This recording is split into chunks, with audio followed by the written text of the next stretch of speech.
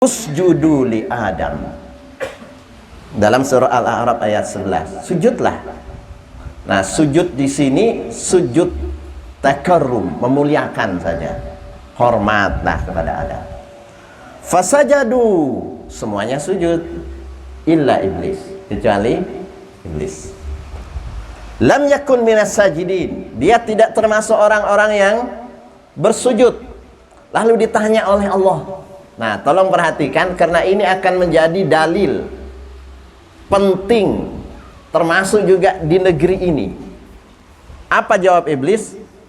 Qala ma mana'aka ala tasjud id amartu. Apa alasanmu, wahai iblis?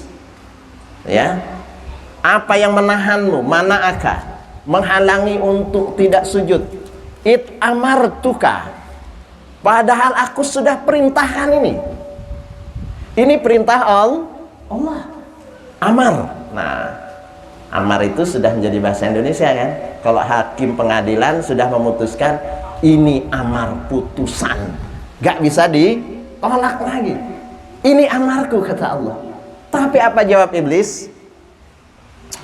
Ana khairun minhu, saya lebih baik dari Adam. Khalaqtani min narin, karena engkau ciptakan aku dari api, wa khalaqtahu min tin, dan engkau ciptakan dia dari tanah. Nah, pernah nggak kita tadabburi, Pak? Pahami ayat ini dengan baik. Kita terpesona dengan jawaban iblis. Saya lebih baik karena saya dari api dan dia dari tanah. Sekarang begini, Pak, masalahnya kita tidak pernah memunculkan fakta. Datangkan api, datangkan tanah, lalu kita cek mana yang lebih baik sekarang. Coba, kita hanya terpesona dengan bualan iblis yang mengatakan saya lebih baik karena saya api dan dia tanah. Akhirnya otak kita ini, nah ini pemikiran kita nggak pernah menolak bahwa api lebih baik dari tanah. Sekarang coba, problem di Palangkaraya dan Kalimantan Tengah ini setiap kali musim kemarau apa, Pak? Api yang membakar tanah mana yang lebih baik? Gambut ini nggak ada dosanya, tanah gambut ini anugerah. Yang bikin masalah itu apa? Api dan orang yang mendatangkan api itu. Mana yang lebih baik sekarang? Kan begitu. Kita nggak pernah membedah ini. Pemikiran kita ini sudah diserang oleh pemikiran iblis, dibius. Nggak pernah kita detil. Tanah tidak diapa-apakan, nggak ada apa-apa dia. Tapi coba kita taruh api di sini, Pak, di karpet, membakar kemana-mana, merusak itu api. Tapi iblis tenang saja dia, saya lebih baik, dan kita nggak pernah protes. Sekarang Bapak kalau wudhu nggak ada air, apa yang dilakukan, Pak? Tayamum, dan diantara bahannya itu debu itu diantara bahannya dari tanah. Apa ada yang tayamum pakai api? Nggak ada. Tapi kita sudah terpesona. Iya ya, baik ya. Nah, padahal dia sudah melarang amar. Yang dia lakukan itu kan melanggar sudah. Kata Allah, aku sudah perintahkan. Tapi dia berkelit. Perintah ini dibuang, lalu dia bikin konsep baru. Saya lebih baik. Perintah Allah itu syariat. Kerjakan dulu, jangan banyak berdalil. Di dunia ini betapa banyak kita berdalil dengan pemikiran kita sendiri. Otak saya lebih baik, konsep saya lebih baik, mengabaikan amar, perintah Allah Subhanahu wa ta'ala. Nah, itu yang pertama. Yang kedua, dalam dialog ini siapa yang hadir, Pak? Hadir itu 4 unsur kan? Ada Allah yang memerintahkan, kemudian ada iblis yang diperintah, ada Adam, dan ada malaikat. Coba lihat redaksi iblis. Saya lebih baik daripada Adam. Padahal Adam malaikat, Pak. Kenapa dia tidak ikutkan saya lebih baik Adam dan malaikat? Dia hanya membatasi saya lebih baik daripada Adam. Padahal ada malaikat di situ. Karena dia tidak akan pernah mampu bersaing dengan malaikat. Lalu dia cari pesaingnya yang bisa dia lakukan. Dia nggak fair. Dia nggak fair. Kenapa dia tidak katakan saya lebih baik daripada Adam dan malaikat? Dia hanya membatasi hanya pada Adam saja untuk membuat dirinya itu merasa besar bersaing dengan Adam, tapi dia tidak mau bersaing dengan yang levelnya lebih tinggi.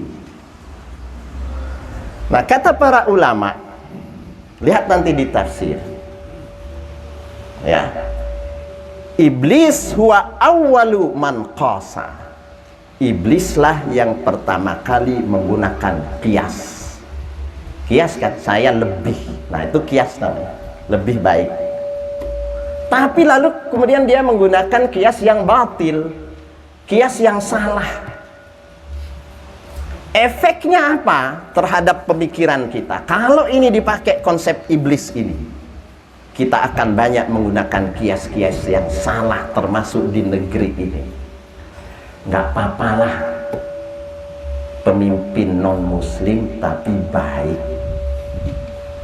Yang penting tidak korupsi.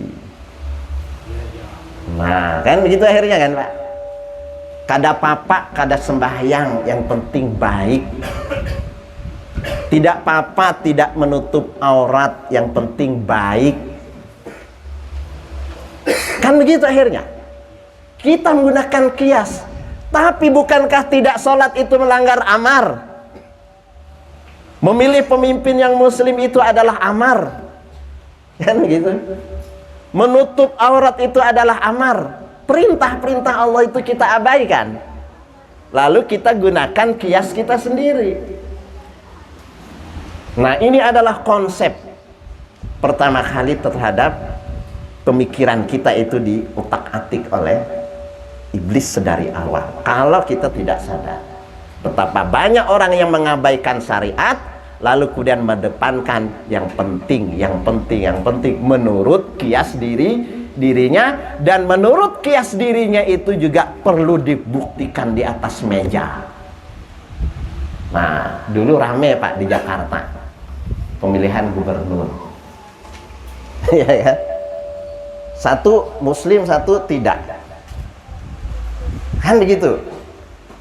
Nah, yang penting tidak korupsi. Cek dulu. Apakah muslim korupsi dan non-muslim tidak korupsi? Kita kan nggak pernah ngecek, kadang begitu saja. Kan gitu. Penyelewengan dana dan seterusnya. Apakah itu terjadi pada muslim atau juga terjadi pada non-muslim? Sama saja kan? Tapi terkadang kita lalu mengabaikan amar. Nah, lanjut kepada cerita ini. Akhirnya gara-gara tidak taat, ya, iblis lalu dikeluarkan dari surga. Ya. Nah, qala, Allah berfirman, ukhruj, keluar kamu dari surga. Ya, mad'uman madkhura, dalam kondisi apa? Tercela, terhina, ya.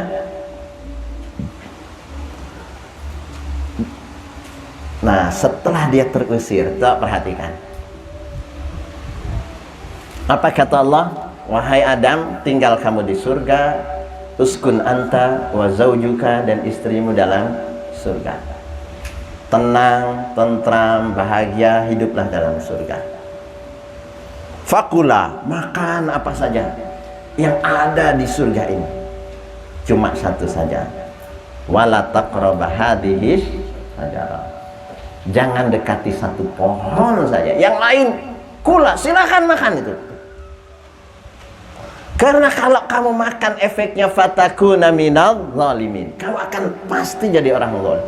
Itu amar Allah kepada Adam dan istrinya.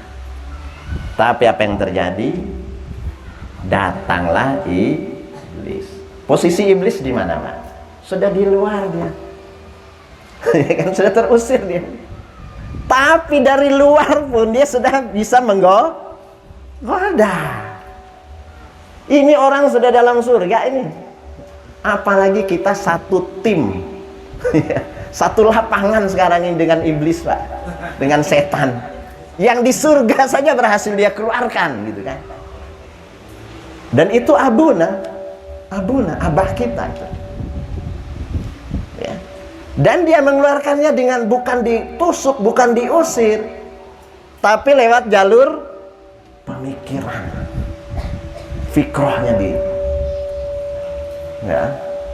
Nah, itulah apa katanya. Nah, lihat Quran katakan, fawaswasa lahuma syaiton liyubdiya lahuma ma wurya anhuma min sawatihima.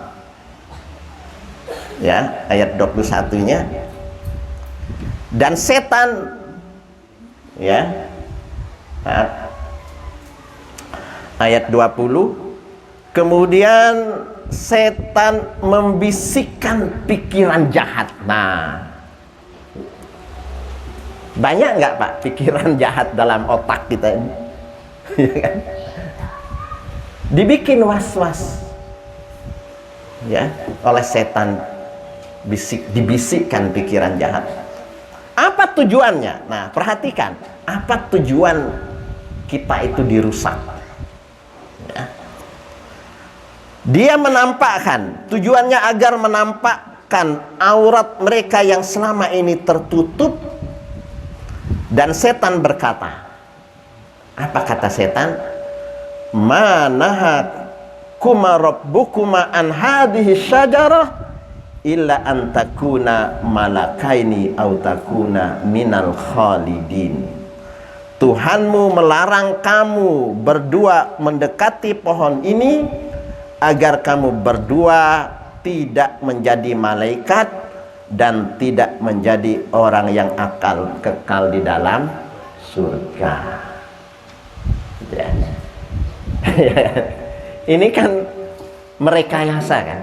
Nah, sehingga sajaratul khuld, nah, khuldi, kita akhirnya membuat pohon khuldi atau buah khuldi. Khuld itu dari khalid. Khalid itu artinya kekal. Sajaratul khuld. Jadi kata iblis, setelah dia bikin was-was, dia juga berkata, ngomong dia, tapi ngomongnya memutar balik Tuhanmu, dusta kan yang dipakai. Tuhanmu tidak melarang kamu itu agar kalian tuh tidak jadi malaikat.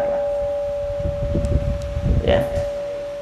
Dan kalau kalian ini terus dalam kondisi itu, kalian akan tetap di surga, khalid. Ya. Nah, jadi pertama dia cara was-was, kemudian dengan merekayasa fakta, berdusta. Nah, nanti ini yang akan dipakai gitu loh, Pak, dalam Ghazul Fikri itu oleh anak cucunya iblis dalam bentuk manusia, minal jinnati wanas. Nah, lalu apa katanya?